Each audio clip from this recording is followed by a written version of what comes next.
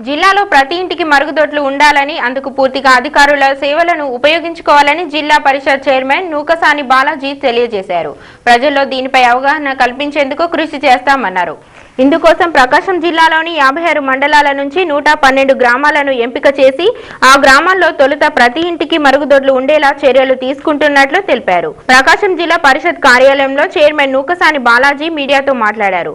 స్వచ్ఛ భారత్ కు అనుగుణంగా జిల్లా పరిషత్ కూడా పచ్చని ప్రకాశం వంటి కార్యక్రమాలను అమలు చేసేందుకు చిత్తశుద్ధితో వ్యవహరిస్తుందన్నారు. ప్రతి పాఠశాలలో కూడా మరుగుదొడ్లు, పచ్చదనం వంటి కార్యక్రమాలు విధిగా అమలు జరిగేలా చర్యలు తీసుకోవాల్సి ఉందని జిల్లా పరిషత్ చైర్మన్ బాలాజీ అభిప్రాయపడ్డారు.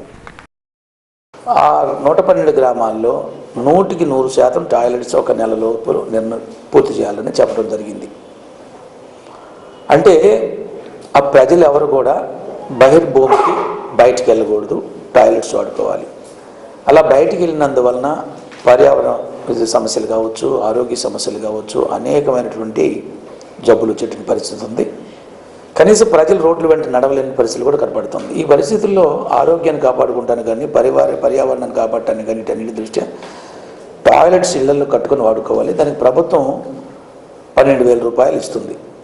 దీన్ని ఉపయోగించుకొని ప్రతి ఒక్కరు టాయిలెట్ కట్టుకోవాలి. కాబట్టి మొత్తం జిల్లాకంతా వ్యాపింపజేసే కంటే ముందు మోడల్గా మండలానికి 2 గ్రామాలు తీసుకొని ఆ 2 గ్రామాలను ఒక నెల 10 రోజుల్లో కానీ పూర్తి స్థాయిలో 100% టాయిలెట్స్ నిర్మించుకొని అక్కడ ప్రజలు ఎవరు కూడా బయటికి వెళ్ళకూడదు, కంప్లీట్గా కట్టుకున్న టాయిలెట్స్ ఉపయోగించుకునే విధంగా చైతన్యవంతులు చేసి వాళ్ళని ఎడ్యుకేట్ చేసి ఆ మోడల్గా అయితే 112 గ్రామాలు అవుతున్నాయి వాటిని మిగతా గ్రామాలు స్ప్రెడ్ చేసి జిల్లా మొత్తాన్ని కూడా 100% టాయిలెట్ చేయాల్సిన ఒక దృక్పథంతో నేను ఆ రోజు సెప్టెంబర్ 3న ఒక నిర్ణయం తీసుకోవడం జరిగింది. ఎంపీడీఓల సమావేశం చెప్పడం జరిగింది.